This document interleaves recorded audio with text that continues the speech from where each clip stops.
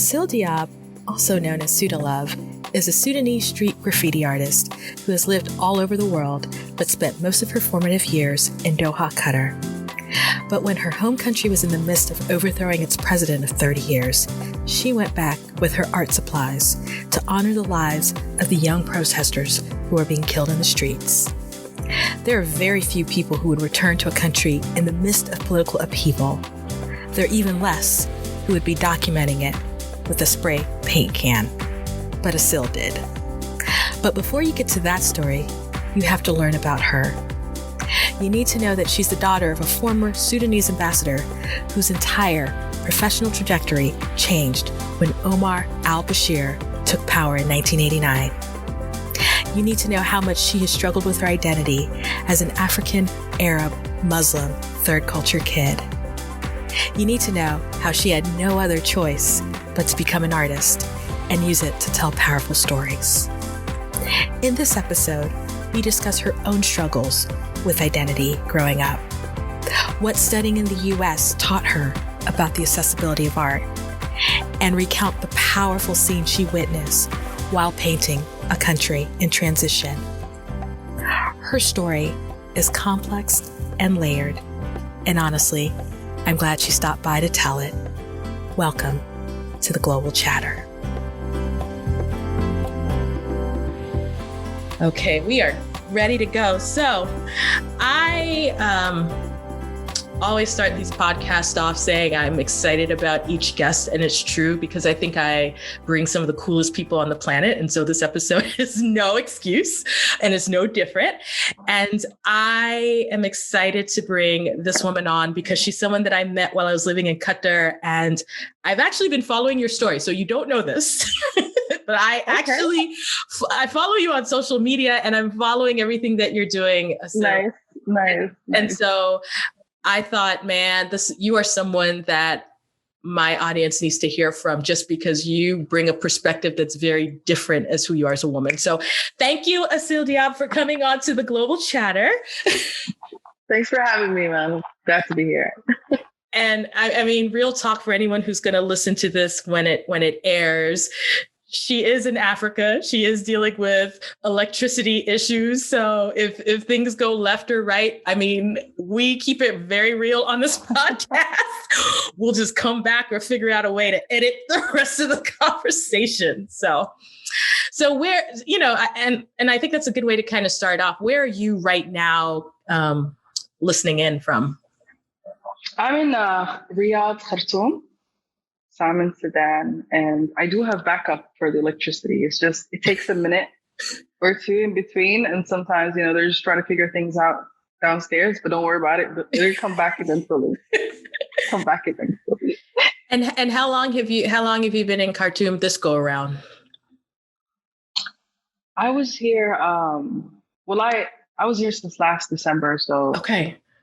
2019, spent New Year's, and my flight back to Doha was March 14th. Mm-hmm.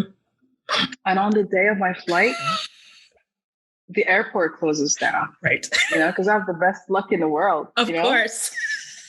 So my flight is like 8 p.m. and I'm trying to go to the airport and I get a WhatsApp text that I thought it was a rumor as well. So I had to make a couple of phone calls. And when I made the phone call, they're like, your flight didn't actually fly out from Doha to Khartoum because everybody's all countries are shutting down their airports. Yeah. So I ended up staying the entire year. Really? Okay. Wow. And I flew back because my residency permit was about to expire in Qatar. Yeah. So I flew back, I think November 28th or something. Yeah. And that was when my entry permit to Qatar. So there's so many things now because of the coronavirus, like the entry permits and stuff. Yeah. I had to do the test and be in Doha before November 28th. So I think I flew out November 26th or something. Wow. I spent 2 weeks and came back on the third week. And, it's February now. So I've been here for a year and 3 months, probably. More likely. Yeah. I'm going to say, I'm sure for someone who's as busy and does the work that you do, it probably is the longest time you've been grounded in a while. Yeah. Yeah. Yeah. I mean, funny thing is, I was still moving around when it was, Corona, and immediately when that happened, like the next day, I started this new project and started making proposals. So I was still working, even though there was a lockdown. But my excuse was that I was doing a street art campaign on the coronavirus. So I was able to move around when everybody else was staying home. And I was telling people to stay home when I wasn't staying Right. home, but I had an excuse to do that. Love it. No, and I think that's a really good entry point to where I want to go with this, because let's sort of set this up. You are an artist, and we're going to get into the details of that, but let's really set this up for folks who don't know you. So I was doing my research, and I didn't know this at all. You are Sudanese, but you were born in Romania? Bucharest, Romania. Yeah. Okay. So tell me a little bit about your childhood, and actually, why were you, not that you couldn't be born in Romania, but why were you born in Romania, and sort of the international component of your childhood?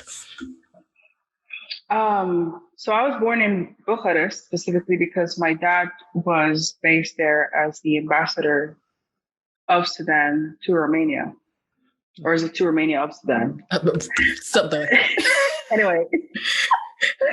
So yeah, I was born there, and I think we stayed there for like 2 or 3 years before he was based somewhere else. And my dad's been ambassador for 15 years. So in other places like Jordan, that's where my sister was born, Yusra. And both my other siblings were born here in Sudan, for example. And we moved around in Europe. He was also in Kenya and Tanzania and other places. Wow. But I don't remember Romania at all. We have a lot of footage. My dad used to take a lot of videos of us as children, at the house. All I remember that each one of us had a nanny. My mom's job was to look pretty and be the ambassador's wife. Oh, hey. And and we had to do a lot of classes of like ballet and piano and stuff like that. And that was it. So when the overthrown president, Omar Bashir, took power in 89, I was born in 88, right? Mm-hmm. And I was born in September 88. So that's a few months after that is when Omar Bashir came in. I think it was February or something. Mm-hmm. And all I know is in the morning, on the day when Omar Bashir took power here in Sudan, on the same day, my dad and a lot of other diplomats were basically fired because they were too liberal for the Islamist regime. Mm-hmm. And my dad, all I know is, and even growing up, my dad was always like, I'm never going back to Sudan, It was crazy Islamists. And,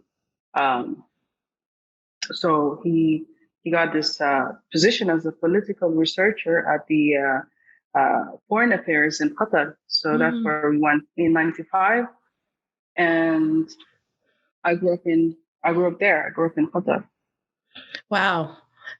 I mean, that's a pretty intense story. I think even just up to that point, right? And political change is actually going to be part of your art as we get down to it. And so as up until that point, obviously you'd lived in different places, and then you moved to Qatar. So what was kind of your experience living in Doha, especially as a third culture kid who had lived in other places, and then obviously your father did a shift in his career because of what was happening at home?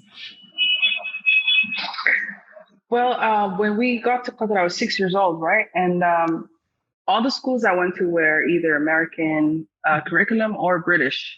In the beginning, they were Americans. Up to graduation, year 10, I believe I switched to GCSE, which was a British system. And, in all these schools and, all this traveling, I've met a lot of people from different backgrounds and religions, and I was exposed to too much and not really knowing Sudan or not knowing my true identity very well, except from the stories that I hear from my dad and my family or stuff like that. But I didn't really know my family that well. I wasn't as well traveled as I was. I wasn't really, I was really confused where home was. You know what I mean? Yeah. Yeah. Yeah. So I kind of found home in all these places and all these cultures and all these religions and all these people. So all of that combined made up, I believe, my childhood and my personality. Yeah, must have been. Did and it's interesting because I went to Qatar as an adult. And so there's some things of Qatar that reminded me when I was growing up in Cameroon as a child. And some things I was like, this is very different, right? Because I'd never been in a, for example, predominantly Arab environment. I'd been in a strongly Muslim environment, but not necessarily Arab. And so I'm even curious for you, and it's interesting because you've grown up kind of in international spaces, even in Doha, right? Yeah. And Doha is actually pretty international in a lot of ways for people who haven't been there because so many people are from other places. I don't think at the time it was that international. I think this is recent, with them buying off like the Barcelona football team. Yeah. Is it Barcelona? Yeah. It's like the Qatar, the actual word Qatar became a logo. So you see it everywhere now with the Qatar Airways in the airport. Like, I think this has been happening in the past 5 years, is where there's so much emphasis on building Qatar as a brand, not even a country. You know what I mean? Yeah, that's true. The deal with Harrods in London and just a lot of stuff. But at the time, I came back to Sudan in, I think 2004, I believe, or 2003. And I did high school here for a year. So we came here as a family for a holiday. And when it was time to leave, I was like, I'm not leaving. They're like, what? Why would you want to live here? I'm like, I don't know. I need to figure myself out. So I wanted to take a year of, it's high school. I'm young. I have a lot of energy. So why not waste the whole damn year, Right. So, so it was really hard to, move about here because, there's a very big, the first thing I noticed the difference was there was a very big pedestrian culture here in Sudan. Yeah. Versus always being in your car or at home in Qatar, you're very homey over there. And when you go out, it's just like you go out to eat, movies, just like specific things to do, There was one theme park at the time as well, like Aladdin theme park, you know what I mean? And there was no, I don't know. There was just, we used to live in compounds. And that's 90% of the housing in Qatar, compounds and apartment villas as well. Yeah. So other than just people that I meet within the compound, the residency, what do you call it? People who live inside the compound and people that I meet in high school, I'm not really, I don't know anything else beyond that. So I wanted to like broaden my horizons and come back here and really find out what my roots are. And I was, 16, 15 at the time. I just wanted to be in touch with something from back home other than, what my dad thinks about the government or Sudan or whatever, because I wanted to make my own judgment of what Sudan was. So coming back here, like I said, that's the first thing I noticed. There was, there's a lot of stuff to do. Like if you wanted to go get bread for lunch, I had to actually walk out, go stand in line. And, just to buy like a bag of a lot of bread versus, my dad coming home from work and bringing it home for us. And thought that everything was so easily accessed in Qatar, and I was privileged and I didn't even know it. Say more. And protected and protected ever since birth and, being in an embassy and the videos I saw of my childhood, I wasn't aware of all of this. I thought this was just normal,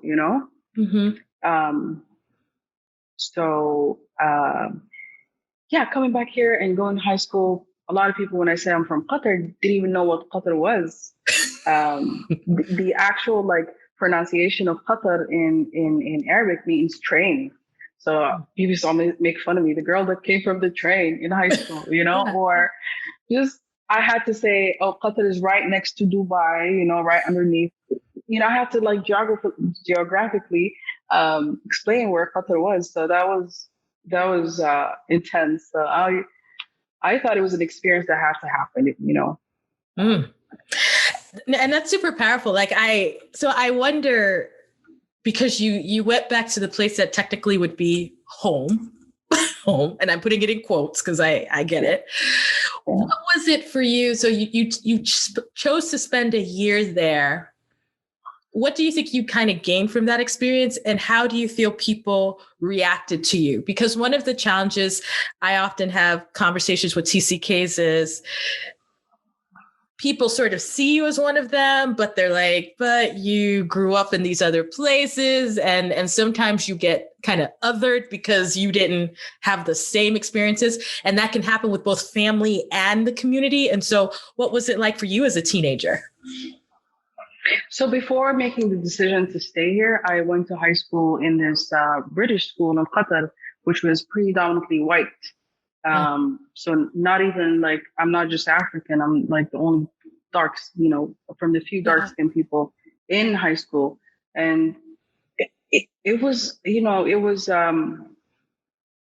as much as I was adapting with everybody and just, I wasn't a shy kid or anything, but it was just so confusing to me. You know what I mean? I felt like I had no holding ground per se.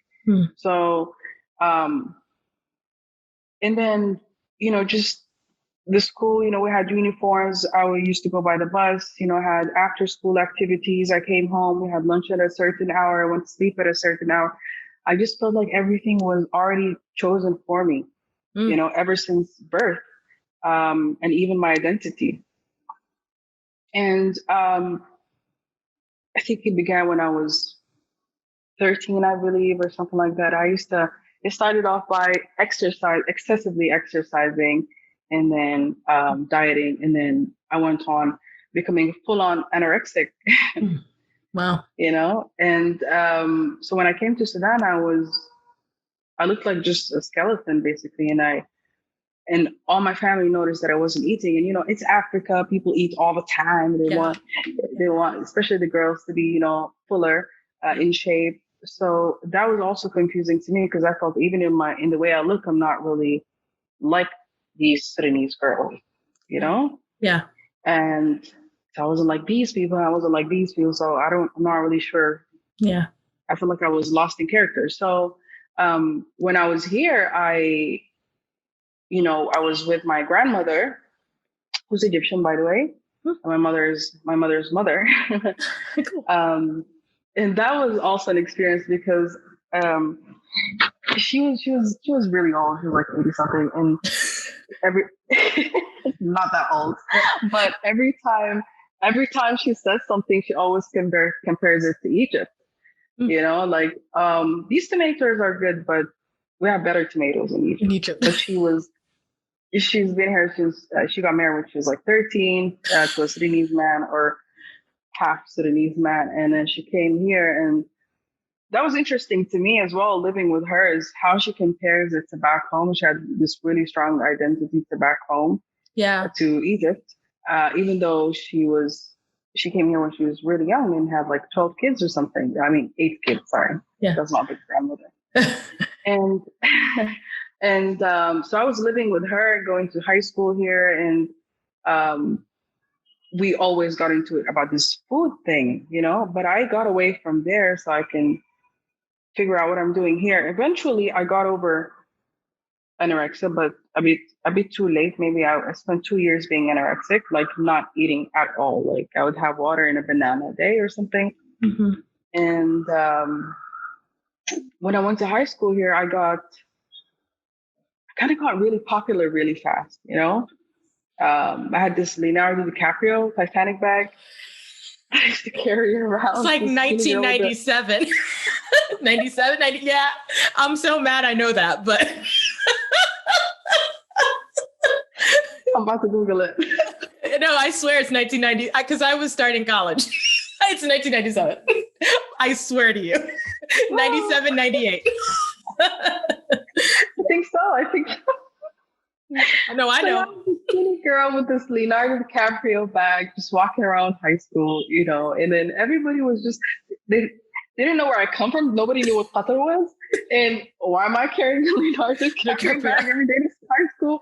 And, I just made a lot of friends really fast. And even when I was sick, used to go to school. So I knew that I was finding something that I really am interested about. Yeah. I used to love high school here. Like I would find reasons for me to stay in school or do after school activities, and after that, with people that I met here, we used to go to the park sometimes, we used to go have beans at a local shop, where they have like, they call it Sudanese food or beans and in one plate, and everybody would eat from the same plate, just like really local stuff they used to do, and just walk around, getting chased by dogs, local dogs.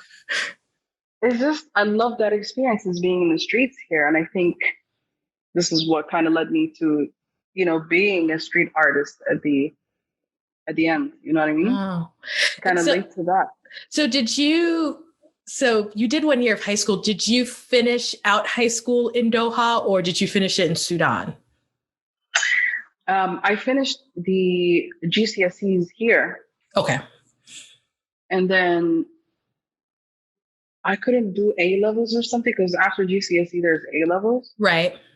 For some reason, I don't know why. I don't know if I wanted to go back to doing A levels or the British system, but I went back to my old high school, which was an American curriculum, and I ended up doing year 12 over there instead of A levels. Level here. Okay. So it was a mix of both. which makes absolute sense. Here's the very funny part. You're the only person I've talked to and interviewed so far who's had a similar experience to me, where they were both in the American and British system. That happened to me too, oddly enough, in my international high school, where I did I think it was the first 2 years we did at the time, the British system. And then to prepare you for GCSEs in the second 2 years, prepared you for the American system. So like, I actually get that, but most people go, it's too confusing. How did you go back and forth? It is. And the American system, believe it or not, is much easier, I believe, than much. And so you eventually went on to VCU, and I had thought you had graduated from VCU Qatar, but you started at VCU Qatar and finished at VCU main campus in Richmond. And for those who don't know, that's Virginia Commonwealth University, which is in the state of Virginia in the US. Yeah. Mm-hmm.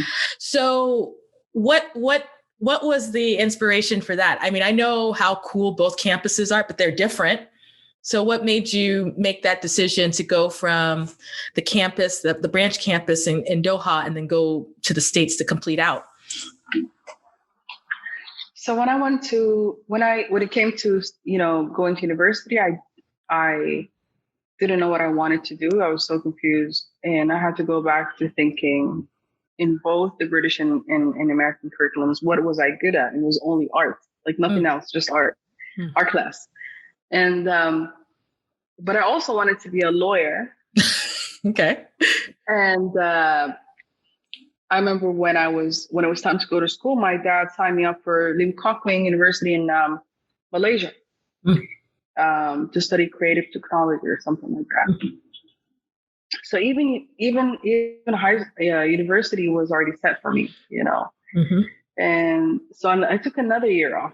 I think it was 2007. I was like, no, wait, let me think about my future. Good for you. About myself. Good for you. So I did a lot of just call center jobs and stuff like that. And then in 2008, I think we were the first batch. I'm not sure. Was it 2008 or 2007? But when I first came in, there was only like 15 of us or less going into the university, So I got accepted without a doubt. And I started doing my foundation year in 2008, where the foundation year is where you basically take up everything. Just drawing classes, painting, communication classes, art history, just like everything. It was just everything. And so and there were 3 options that you had to choose from in the second year, which is graphic design, interior design, and fashion design. And I still haven't made up my mind. I didn't know what graphic design was, So I did my research in my foundation year. And then my first semester as a graphic design, why I chose graphic design is because I knew I was good at just making things by my hands. Yeah. And I'm good in drawing. And so that was the closest thing to creating things, and I was specifically interested in logos. Yeah. Excuse me, branding and logo. So I took up graphic design, and then I heard about this exchange program to Richmond. My grades were horrible. Like the first 2-3 semesters, they were horrible. I used to take only 4 classes a semester, and I wanted to take my sweet time with university because I didn't know what I was doing or, what my future was going. So I heard about this exchange program, but you had to have, I think, a 3.8 GPA and above per semester. And I don't remember the numbers, but I was way behind. You were not a 3.8. You know that.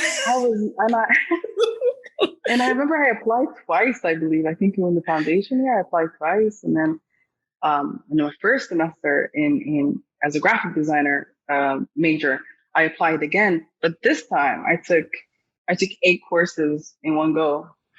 Wow. And I got a 3.9 GPA on that semester.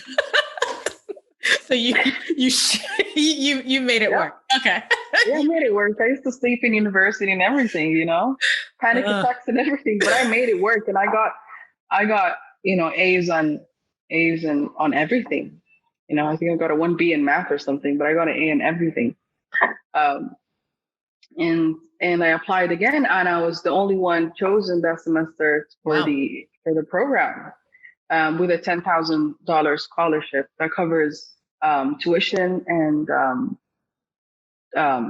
housing. Yeah, the dorms. Yeah. So yeah, I went to Richmond, and and let me ask you this: had you been to the U.S. ever before this? I've been there before with my brother used to go to Maryland University. Okay, University. Okay, so you'd been at least in Maryland. Yeah. Okay, so you'd at least been to the East Coast. Okay, but I'm sure was this the first time going by yourself? By myself, yes. Okay, so this was really scary. So I am super curious. What was your? Let me just ask, what was your experience? Okay. Because you've come from Qatar, which we already know. If people in Sudan didn't know where Qatar was, I already know where this is going, First of all, and I'm sure they're trying to figure out, where is this girl from? Like, are you Brazilian, Latin? Like, okay. So yeah. So, yeah. Oh, yeah, that was a given. That was at the airport. Everybody was talking to me in Latino. It's Spanish?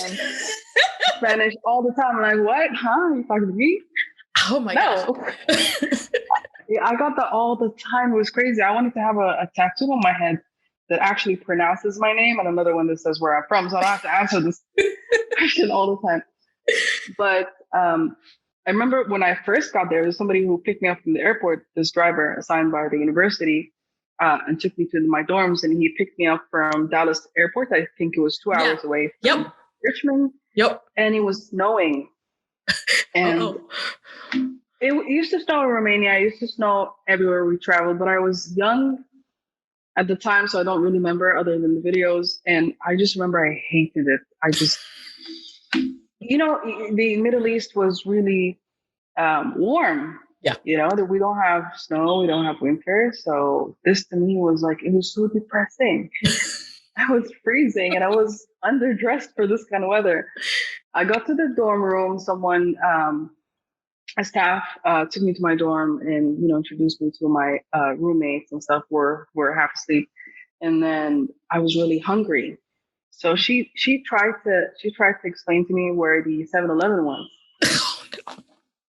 And she said something about if you use Google Maps, and I think that was also the beginning of when Google Maps came about. So I was like, what in the world is a Google Map? I used to go straight, turn left, you'll find the roundabout next to the tree, and then, jump over the bridge and you'll get to your destination. I'm used to that.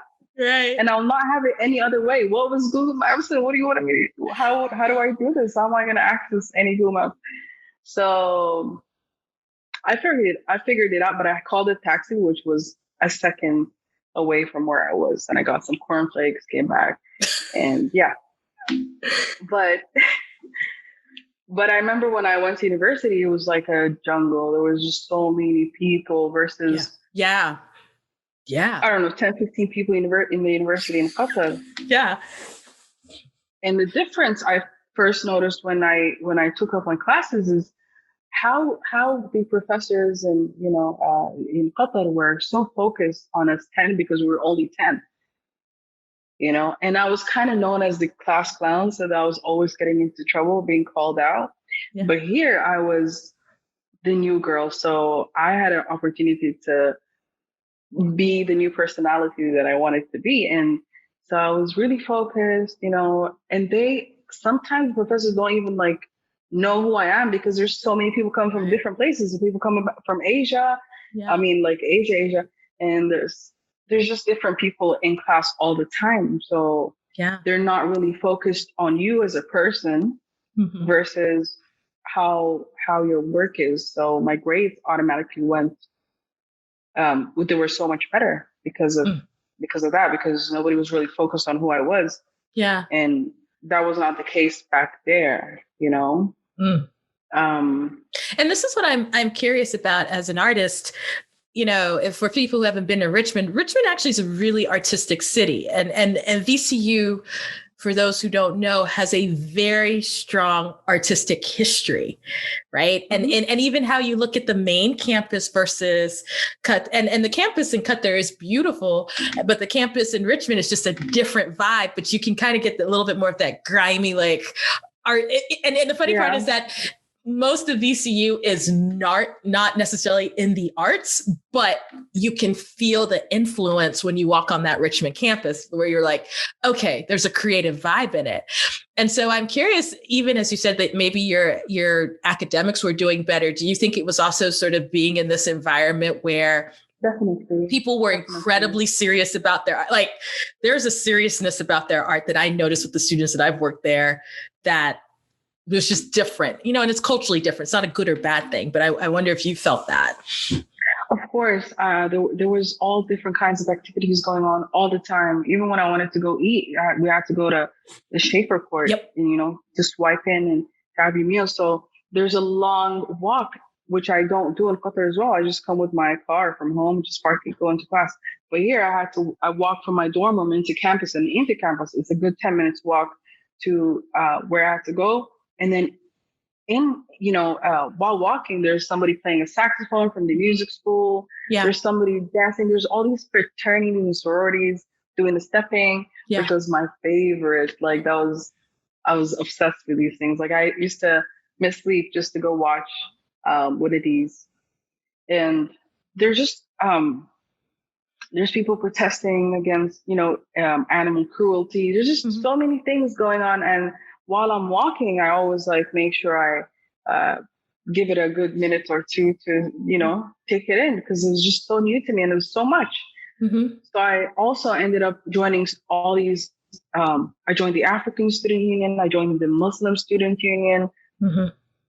I don't remember the rest, but student government as well. So I took part in all these things so that I was always busy, being here by myself in a dorm room with people that I don't know. I just wanted to stay busy so that I'm not really focused, but I wasn't overwhelmed at the same time. You know what I mean? I know it was a lot, but I was not overwhelmed. The funny thing is, I felt like I was home more than I was back there. I was really expressing myself. Yeah. Also in the way that I dress, people that I chose people that I wanted in my circle. My makeup was different. I used to always love putting really bright, for example, eyeshadow, like Nicki Minaj, bright, Yeah. And Qatar, if I have done things like this, it would look a bit weird. Well, and so I'll be opposite. So do you feel, so when you mentioned going back to Sudan and you were talking about trying to get tethered to your identity, do you feel like when you were in Richmond, your identity kind of came out in full bloom? How did you see your identity there? Did you see yourself as, and there's so many labels we can put. So it's not a matter of choosing one, but did you see yourself as a African woman, an Arab woman, an Afro-Arab woman, a Muslim woman, an art, like what were the labels you or identities you started to see come out once you were in Richmond? I only joined these organizations or associations because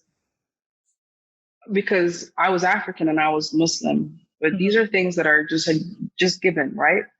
These are not things that you choose per se. So I joined them just so I can be aware of everything, and in between these things, I still didn't feel like I was being adapted to one specific thing. Like I said, I was a teenager. I was evolving. My personality was evolving.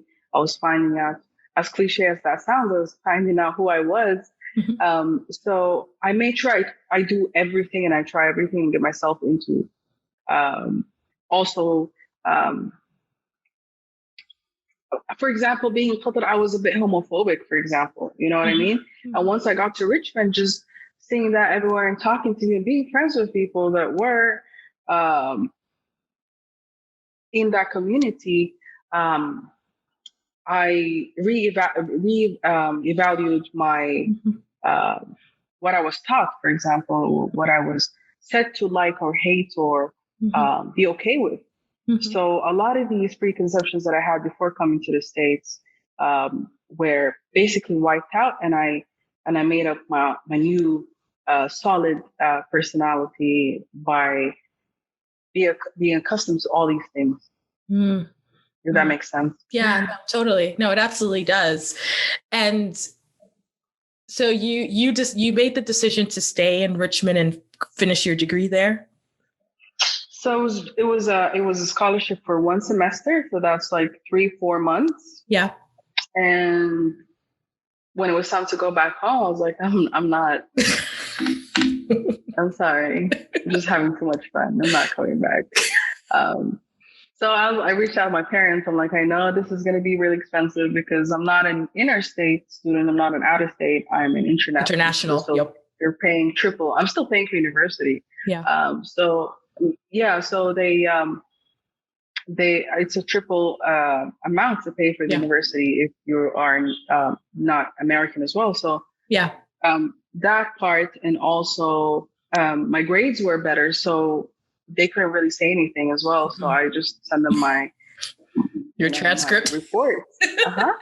And I was like, yeah, you guys have nothing to say. So, my grades are great. If it comes down to paying my own tuition, I'll work at a McDonald's or something. It's okay. I got it. Love it. So yeah, they agreed, and I ended up graduating in May 2011. And also, I was doing graphic design as well as fashion design. So I was a minor in fashion design in the first year. But like I said, just there, like the structure of the building, because it was so big, it took me so much time to walk from class to class. So every time I was late from my graphic design course to my fashion design course, my grades would have to go down every time I'm late to class. So I ended up dropping fashion, unfortunately. But I took all the courses, the main courses, like textile history and fabric. So it'll be noted, you took the classes even if you didn't get the pay. We'll say she did take the fashion class, just so we know she took the classes. I write that on my CV as well. My CV is like, I think you should. No, I'm a career counselor. You should absolutely write it. I took so many summer courses. And you did it. I'm not letting that go. Nope. So this is a great segue into the fact that you are a street artist. And for the people who don't know what that is, what is street art? How would you describe it? I did this class in Richmond called Design Rebels. And we were 4 people in that class. And I remember we had to come up with a solution to a creative solution to an environmental problem. Okay. So we all agreed on doing something on trash and recycling. So my part in the project my idea was to go around Richmond and look at what's in, the trash cans, and see what's mostly used, whether it's plastic, whether it's whatever, anything else. And then to make a trash pyramid, like a large sculpture of a trash pyramid. And I would spray paint the trash according to what's mostly used. So the bottom, the red part, the bottom bigger part of the pyramid would be plastic, and then, fabric, and then so on and so forth. And we displayed that in Broad Street, I remember. And a lot of people were coming up to us asking what the sculpture was. And it was a way to raise awareness on recycling and, stuff like that. And that was the pyramid itself. A lot of people taking pictures of trash, spray painted trash. And that was street art because, it just looked pretty. It really looked pretty after we were done, we were so proud. And it was all over social media, it was in the school magazine and stuff like that. But it was just an idea that came about, but it became art because you basically can make anything into art from the street. It doesn't have to be graffiti. I mean, graffiti is just one form of street art, right? There's also stickers.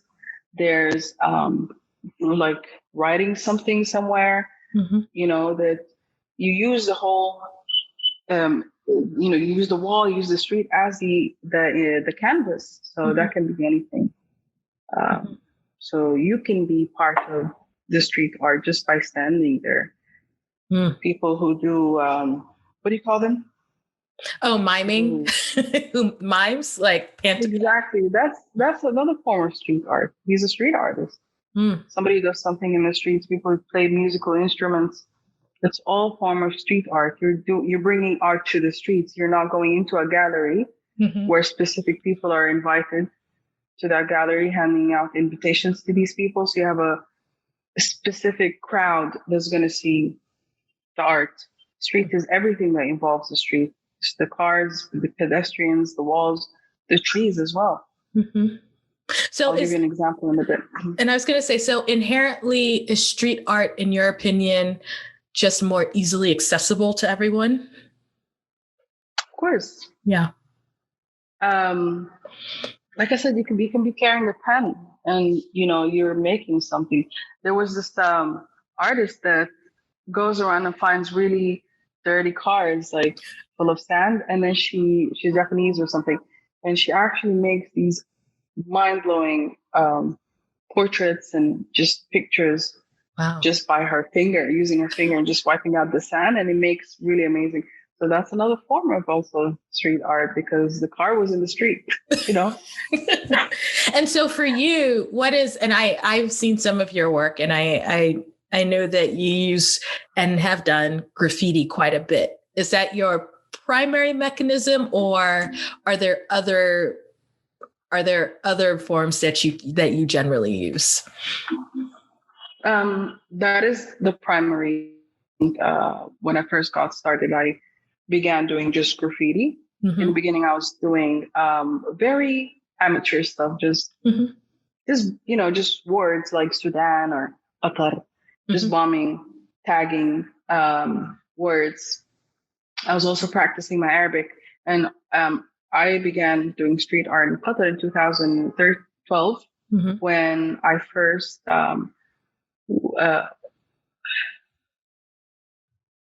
Sorry, there's a lizard right there. I mean, is it a gecko or a lizard? Is it a gecko? Yeah, it's a gecko. Oh, yeah, I mean, you're in their habitat. Like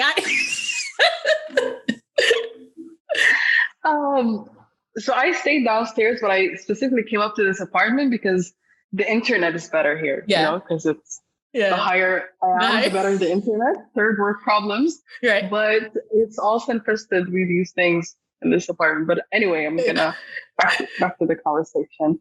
It's all good. Yeah, I started doing street art in 2012 in Qatar, and when I came to Sudan, I basically used Sudan as like in my practicing zone.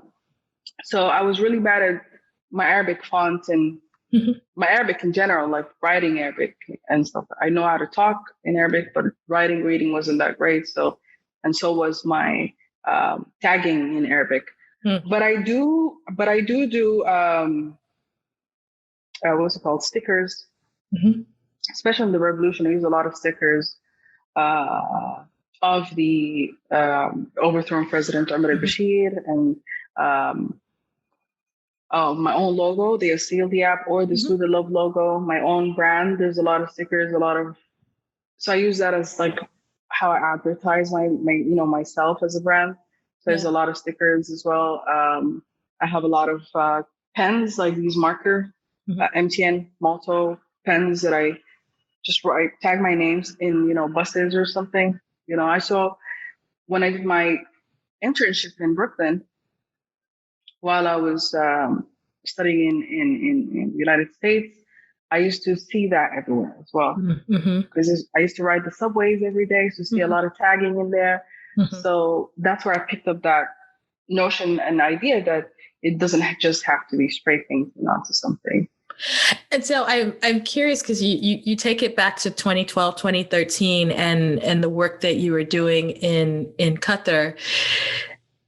I'm curious, did you get any pushback? Because I'm imagining at that time, no one, or if there were very few people were even doing graffiti art in Qatar. Did you ever run into any challenges there as you were starting out? When I signed up for the internship, I didn't even know that was a graffiti project because I was a fresh graduate. I came back 2012 from the States, and I was looking for work and internships, and they just said it was an arts project. So I signed up when I got accepted. The first day of the internship, the internship was with El Cid, he's a very famous calligraphy artist. So he joined calligraphy, Arabic calligraphy, with graffiti to make calligraphy. So that was his thing. That was his mark, right? Yeah. And on the first day, we were like 4 assistants. He had us all like take the spray can and like do a straight. He asked us all do a straight line using a spray paint. And that was one of the hardest things I had to do is just get one straight line using a spray paint because you're not really touching the wall like how you would with a brush and using paint. Yeah.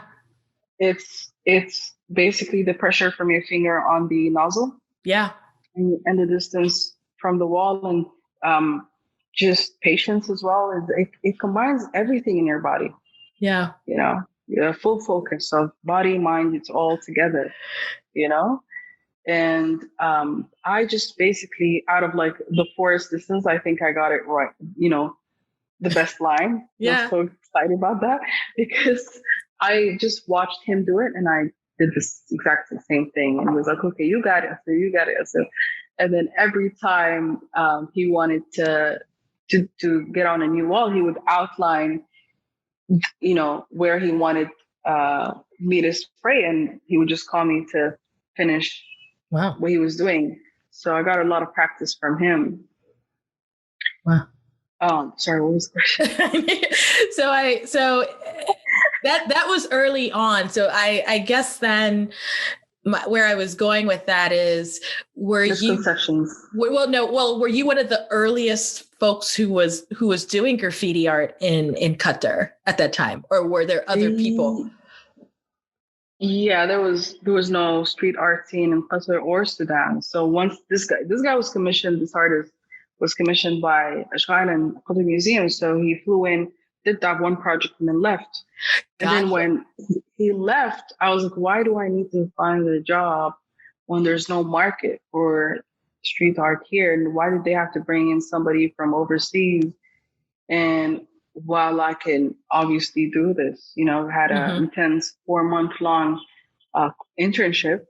Yeah. And I can do this, you know what I mean? And I looked at Sudan as well. And I was like, there's not even no street art scene. There's no idea what it was as well. So, I thought about just in 1 year, just going back and forth and doing a lot of work and free work, mind you, know, Yeah. these people's houses, just going out in Sudan specifically. There's so many walls because the dollar rate here fluctuates so badly every day.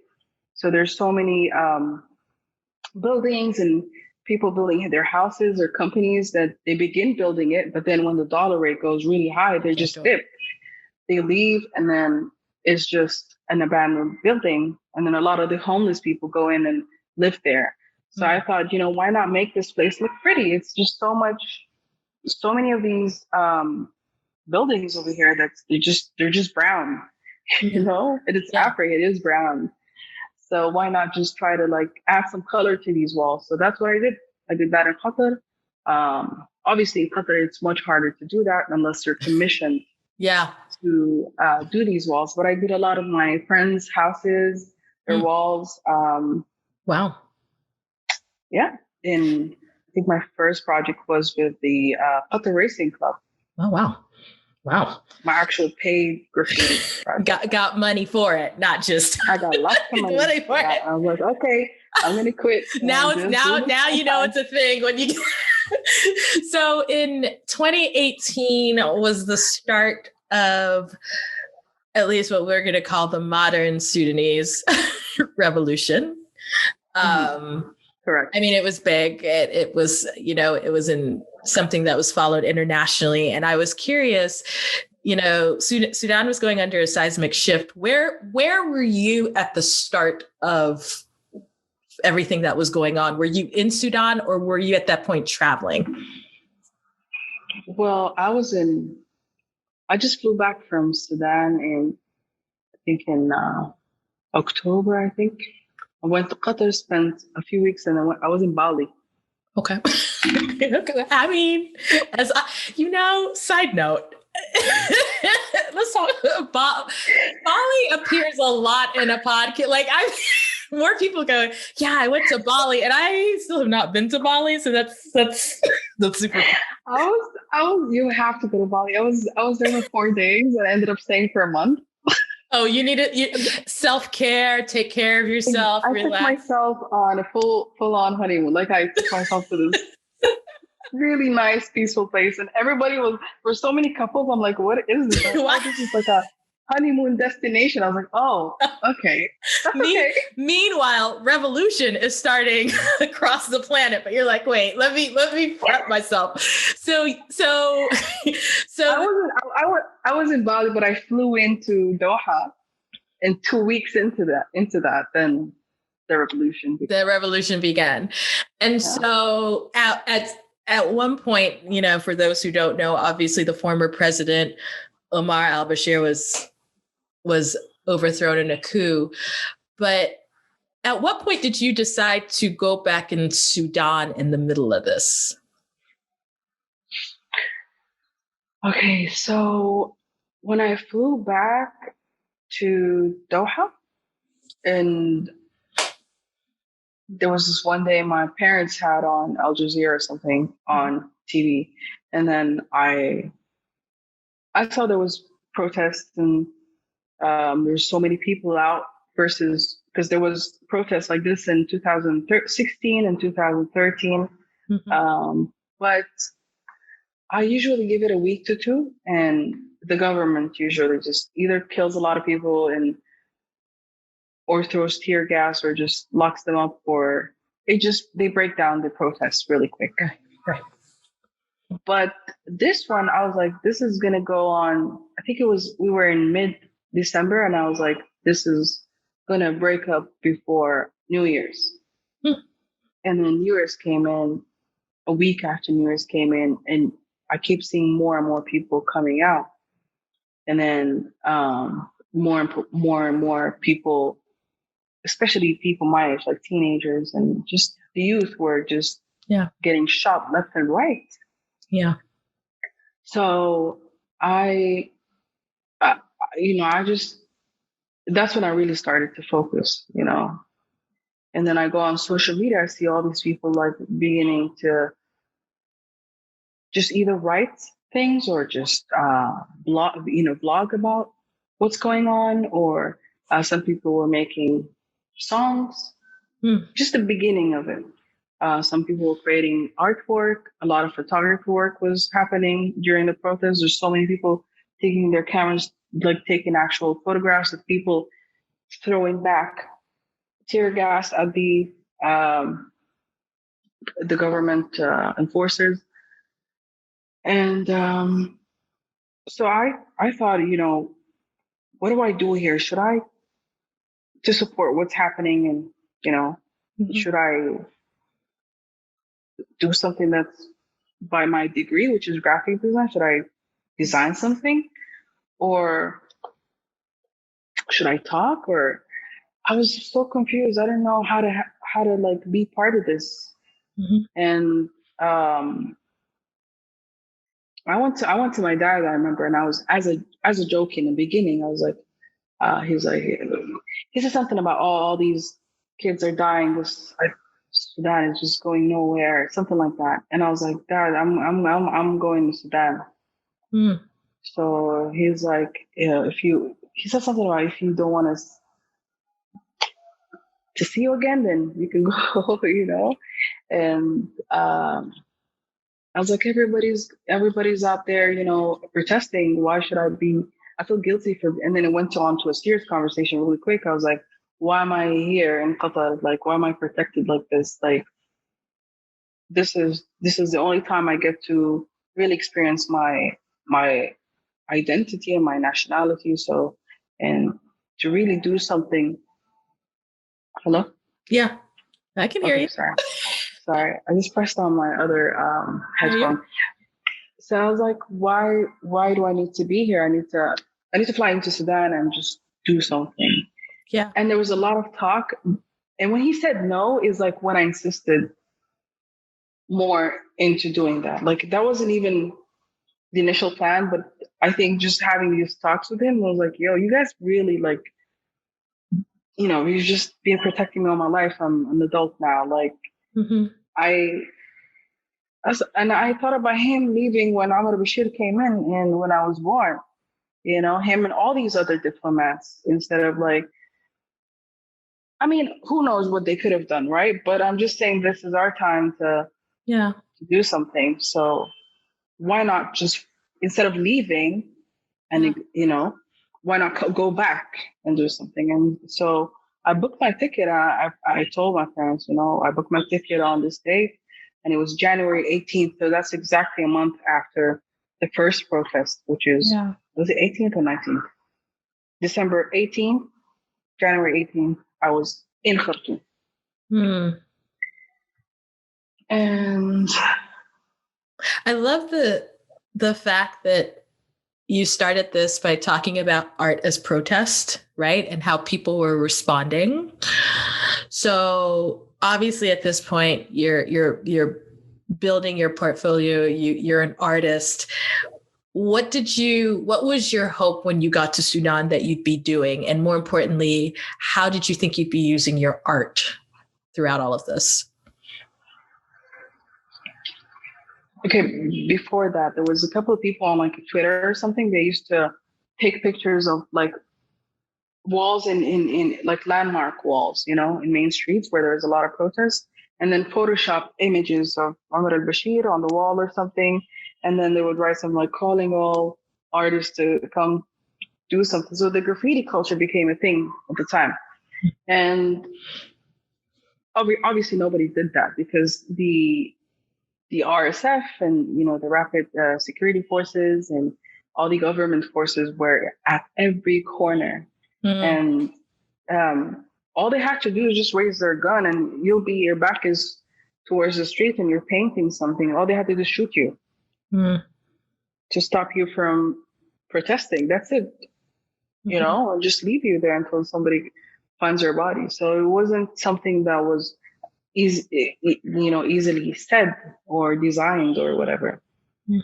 So when I came here, I didn't really know what I wanted to do. All I knew was I wanted to just be here in the beginning.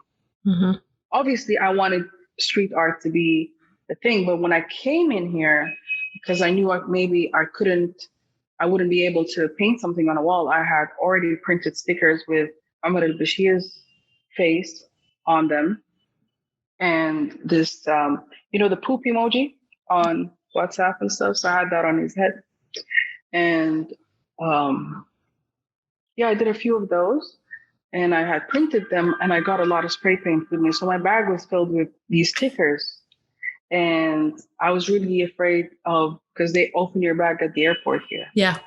Yeah. But this is where my diplomatic passport came in handy, because I completely forgot that they don't need to search my bag unless there's some kind of actual warrant or something. So coming in here, with all the spray paint and all these stickers, because I can go to jail just for that. And once you get to jail, anything can happen to you. They could actually kill you on purpose or rape you, whatever the hell they wanted to do while you're in jail. So in custody. So, but when I came, like I said, I just, pulled out my passport, and even then he was a bit, like suspicious, and I was like, I know my rights, and you're not supposed to open my bag. If you want to point out something in the X-ray, then okay, then I'll let you know what that is. But you don't need to open my bag unless you want me to call my lawyer. I had no lawyer at the time or anything. So I was really adamant about that. I'm used to this. So, I got into Khartoum, and when I stayed with my cousins, like in another city, and they had this house, like in this area where there's so many farms. So I wanted to stay with them because it was easier should anything happen, it was easier for them to find me. Mm-hmm. Versus me staying in my house which is in the capital of Khartoum. Mm-hmm. And then there is where I thought about what I wanted to do. And I knew the story that touched my heart the most was these stories of these, the youth passing away, being killed every day. Mm-hmm. Men and women, boys and girls. And that to me, regardless of everything else and why people are protesting and why people are killing, that to me is, regardless of whatever's going on, why are you killing them? They're protesting peacefully. So why are they being shot in the first place? Mm-hmm. So I got this idea of painting portraits, not of Omar al-Bashir, but I've done that with the stickers, right? Mm-hmm. But now I'm gonna do portraits of these martyrs. Mm. But how was the question? How was I gonna do this? Took a lot of time. It took me about 3 weeks to figure this out. In the meantime, I've been participating in all these protests, talking to people, discussing my ideas as well with some people, mm-hmm. Who are safe to talk to, and trying to see how I can actually get one or two of these martyrs painted. Never would I have thought I would go up to a number of 43. Mm-hmm. So I was talking to this reporter friend, her name is Suzanne Suleiman, and she's like, I said, why don't you go to these hoods where these martyrs live, and once you get there, try to knock everybody's house and try to get the kids our age to come out and keep a watch out for you while you paint, And I thought this was gold advice, because it was just perfect. I imagined it while she was talking to me, which is great because the infrastructure of Sudan, there's the main streets, and then the inner roads are very sandy. Mm-hmm. They could still come in there, but if you're in the main road, you can see who's coming in. So should anybody be coming in the main roads, they can, yell or mm-hmm. call us or do whatever to have me stop painting. So I thought that's the perfect mm-hmm. idea. So I gathered a group of volunteers. So for example, Amanda, you would be in charge of calling the martyrs' families mm-hmm. and getting an initial okay. Mm-hmm. for us to do something like that. And there was a lot of no's, by the way, because they don't know what street art is, and mm-hmm. they didn't understand why they would want their dead daughter or son's portrait in the house. Why would you want to see that every day? Mm-hmm. But then I compared it to having a picture in your house, you're mm-hmm. paying tribute to their lives. and not just you, but everybody in the area would walk and say their prayers and do what they got to do to. Some people were giving financial support, some people giving emotional support after these portraits came up. So when we got the okay, another person would be in charge of how would we get there. You can't really call an Uber to these martyrs' houses. You can't really, we had to have a trusted driver and somebody who really knows how to drive, like Fast and Furious fast, because when the RSF comes in, like I said, a bazooka, a gun, an AK-47, whatever they have to do to kill you is what they're gonna do. Mm. Wow. And I had, when I first wanted to do the first portrait, which was Dr. Babikir Salama's house in Bahri. I had a team of like four people, I believe, and one of them was driving, and somebody else was. I gave him my GoPro, so I bought a GoPro before going there, so we can try to get some footage. To get anything online was a crime within itself. Like even if you had left the area and they saw a video of you, they can actually find me just by this video. Right. Wherever you are. And they're not just going to kill you, they'll kill everybody who knows you or threaten them or whatever. Right. So I gave this guy my GoPro. I had another guy who I gave him, I think, a phone or something so he can just take pictures. I wanted to have some sort of documentation to what we were doing. And once we got there, the first day we arrived, I think, at around 6 p.m. So it was already really dark for me to paint because it's street art. And, like I said, the infrastructure here in Sudan it's not that lit outside. Mm-hmm. Again, another governmental issue is like we don't have really proper lighting in the streets. Yeah. So what I did was I went with Suzanne as well, and I sat down with his mother, the martyr's mother, and she made us tea, and she was talking, and she gave me like his educational background, and she said so many stories about him, and all I remember was she never shed a tear. I was just, this was my first house, and this was my first painting, so I was shook. Yeah. It was really hard to maintain. So I had to excuse myself to the bathroom every other second. And, I was just really nervous the whole time. And I met his sisters, really beautiful. And he was the only guy, man of the house, basically. He had like 5 sisters. So it was really, and he's well educated. He studied in Malaysia. He's a doctor. And he died while treating another martyr. Like they shot him because he was treating another martyr at the time. That's the story of how they killed him. He came out with his hands up. He's like, I'm just attending to somebody who's wounded. And one of the RSF just pulled up his gun and just shot him in the head. That was it. And there's a video out there. Anyway, so the mother took me outside and she was like, before he died, before my baby was shot, I was building this part of the house, and when this wall was finished, and she's saying it with all excitement, she's like, when this wall was finished, it was a few days before he was shot. So this is like, this canvas was completed just so I can have his portrait up on me. And that killed me, like that sentence, like, and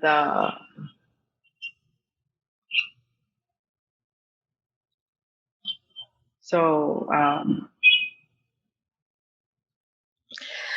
it seems that, as you're telling that story, it seems like a lot of things just sort of jump out to me in the sense that we started off this interview talking about kind of identity, sense of purpose, and all of that.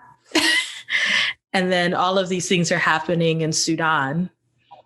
And it seems like it comes full circle, right? That you're hearing these stories, that the country was under significant change, that that the thing that you believe, the one thing that you said you're good at, art, has a place in this, and you're able to sort of take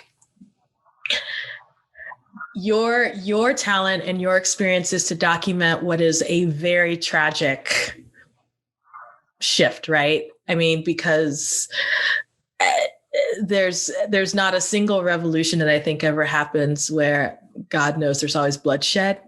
But I think that your willingness to highlight these stories, because these are names we would never know.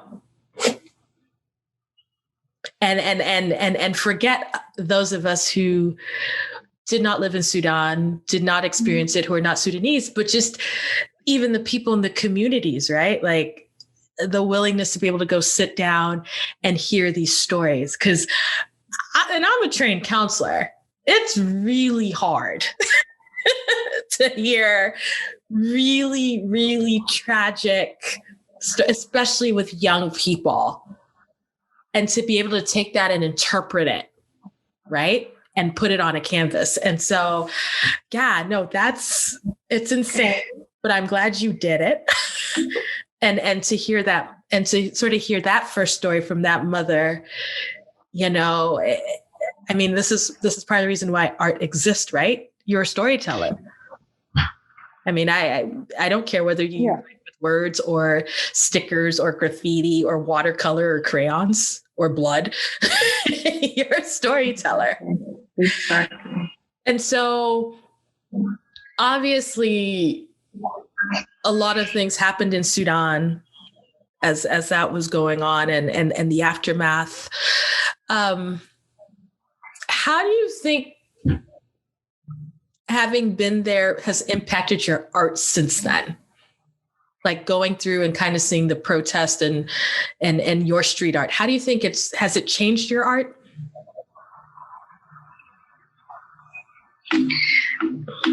I think what I did here and these ideas that came about, they came from passion, just pure passion. Mm-hmm.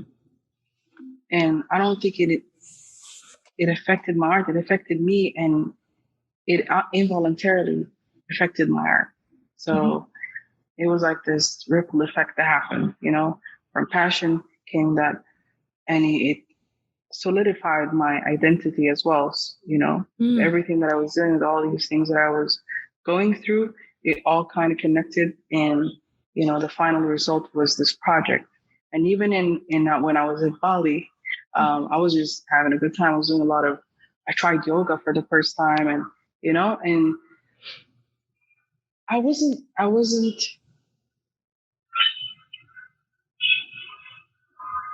so I don't know how to show this, but like, for example, being accustomed to, like I said, so many things in my life, and being introduced to so many things, but also being told, you know, what you can do within these boundaries. I mean, it's supposed to, I guess, you're supposed to kind of lose your identity. Yeah.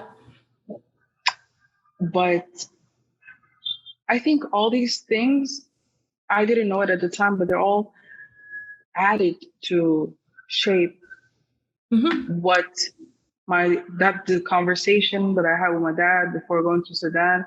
It all led to that conversation, and me saying, no, you know, I'm going to go, and I'm trying to figure things out. So I think all these things came from a place of passion and a place of true identity. And that's where that art came up, the idea of it. It's not about what the artwork looks like you said, or what medium you use. It's the message, you know. And being a woman out here, like painting and doing street art and revolting, you know, when you're in the protest, there's so many people out there, so you're protected, you know, there's so many people, so the chances of you being shot out of all these are slimmer than when you're out with a group of 4 people in doing something like that. So that was the main message before the street art, before anything else came in. And I wasn't paying these people, but they wanted to do this because they felt that passion as well. So we all became connected. Again, identity came in. We all became connected because there was this one vision, one goal, one passion for that identity of being Sudanese and the love for Sudan. And yeah. No, that's such a good statement. I was just like, I like that statement. I'm probably going to quote you on it. So as we wrap up though, here, I like to ask 3 questions, and they're all different depending on who the person is, but you've given me some stuff to think about, and I'd be really interested to hear your responses to this. So first question is, what do you think is the biggest misconception or the biggest this is going to sound grammatically wrong, the thing that people get wrong about Sudan? Like, what do you wish, or let me make it positive. What do you wish people knew about Sudan?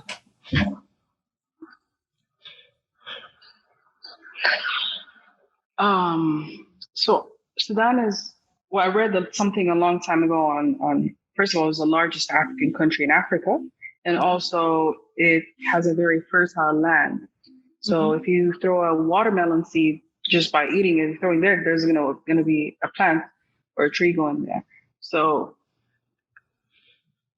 our issue is the government really just suck all the good out of this country and, abused it and sold some land and just really messed things up. And our media is also run by the government as well. So we don't have, but thanks to social media and other platforms, I think a lot of people are doing a great job. Like the project that we're working on right now, the Sudan Animal Rescue. Osman Saleh has been on Nas Daily, for example, for rescuing so many lions and animals that were starving. Who would think a lion would starve to death? A lion can die from anything, but not starvation. Yeah.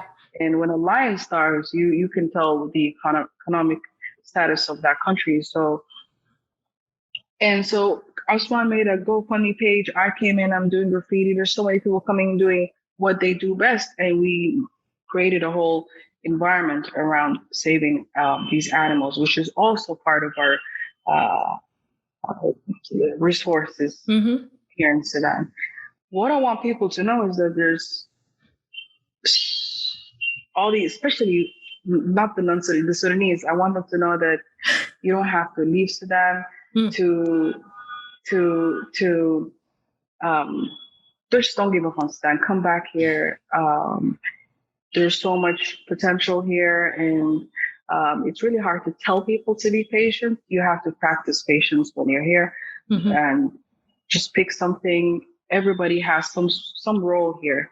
I think I found what I can provide here, which is this street art. And who would have known street art could be a thing here, or I can make a living out of it here? But I am, which is something that was out of context at the time, and it took just a couple of years to get there. So I can imagine there's so much potential for other people as well. Just don't give up on Sudan, and other people should know Sudan by themselves. Travel out here, help support the tourism, help, the Black Lives Matter, help support Black businesses, help support these businesses that are online as well, African businesses. Just reach out, see what people are doing, especially the youth, because it's the youth who started this revolution and who died for this change.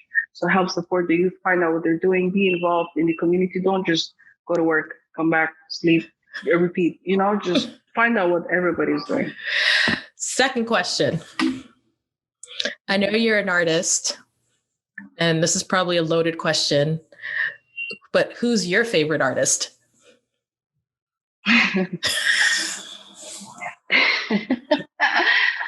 I would say my favorite artist, because he taught me what I know today, is Assil. Good choice. Good choice.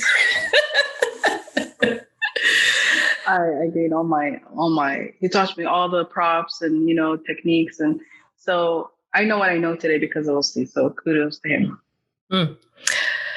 Third question, last question. If you weren't an artist, what would you do? A lawyer. For real? Yeah. Well, you did mention you're interested in law. First of all, I love arguing. So, I mean.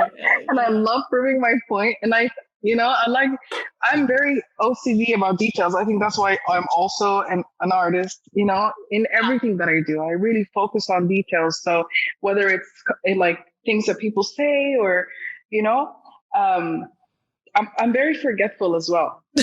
And I think that has a lot to do with just taking so much in. Yeah. So I pick important things to remember, or like I prioritize my brain capacity. But yeah, I have a way with proving my point. Sometimes I feel like a lawyer is my best. That's a good thing. Assil, where can people find you on the internet? I'm everywhere. I'm on Facebook, at Assil Diab Art. Sudalove on Instagram, SUDALOVE. Also on Twitter, Sudalove _. And yeah, I have a website, www.assildiab.com, but it's under construction at the moment. Okay. But my Instagram is my go-to main page. Yeah. And we'll have all of your links in our show notes and our website and all of that. And honestly, if you follow us on Instagram, we follow her. So you could just go through our friend list and find, if you can't remember, it's like, who's that person? Go through our friend list.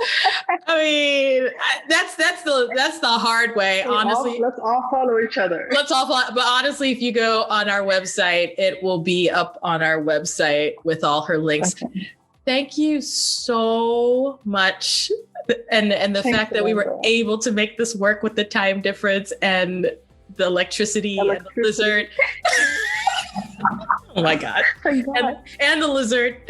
So, but. Still right there. Is it really? Right, yeah, it's just frozen. I don't know. African lizard, man, when I first moved to Cameroon, I saw one run across and I screamed, like I was 10. I screamed, I was like, what is this? And I was like, it's a gecko. And I'm like, I didn't want it, but now I'm grown and I'm okay.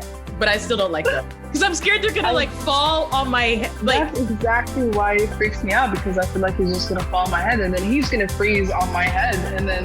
Yeah, no, because I've seen one fall.